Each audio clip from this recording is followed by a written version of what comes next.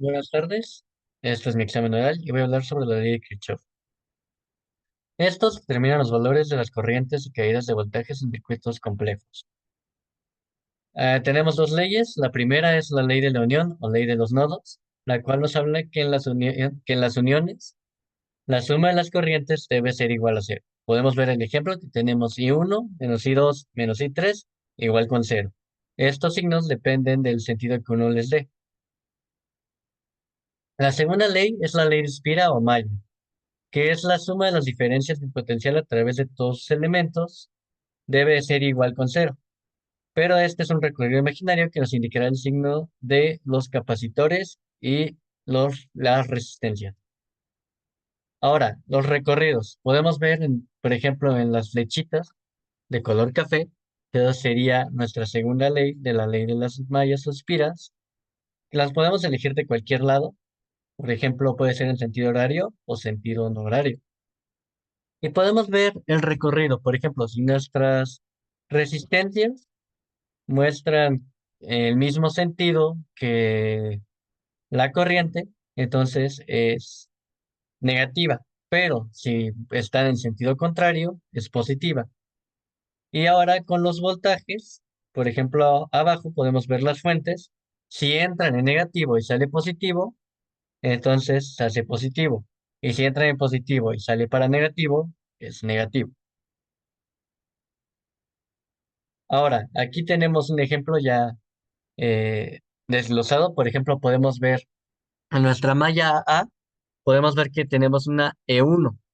Esta E1 es porque está entrando en negativo y sale positivo. Entonces, nuestro valor va a ser positivo. Después tenemos una resistencia y como van en el mismo sentido, tanto nuestra malla como nuestra corriente, entonces es negativo. Y aquí es lo que podemos ver, que tenemos en I1, que sería la primera, y 1 por nuestra resistencia 3 en negativo. Seguimos otra vez, tenemos la misma corriente, entonces sería menos I1 por nuestra resistencia, que sigue la misma corriente. Y también sucede en el caso de menos I2, el cual sigue la misma corriente y es nuestra resistencia 4.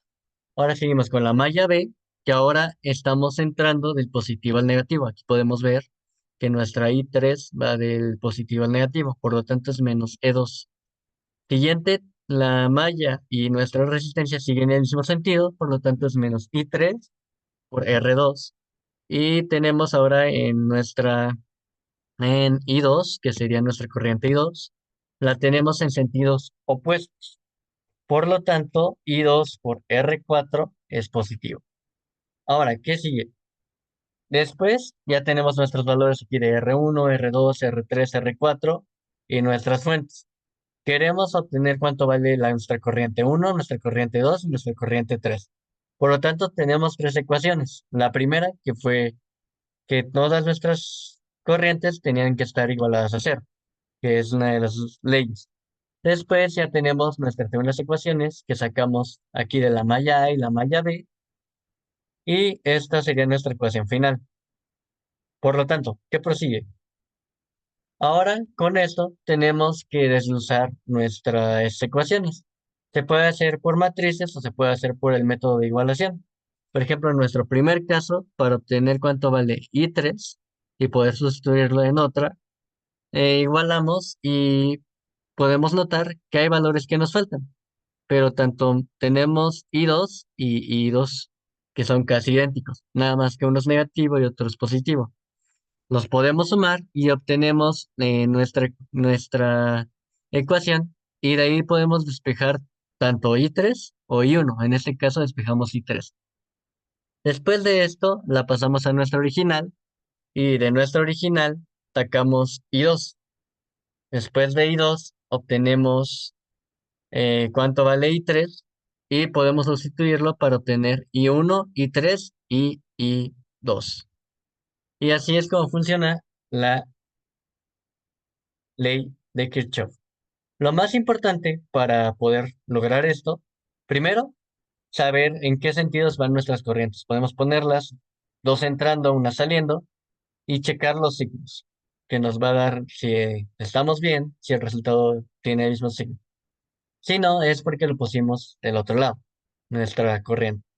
Segundo, observar en qué sentido van las mallas y en qué sentido va nuestra corriente para poder ver que estamos bien en nuestras ecuaciones, para ver si pusimos un signo bien o si estamos en lo incorrecto. Y por último, poder solucionar nuestro sistema de ecuaciones mediante matrices o el método previsto. Gracias.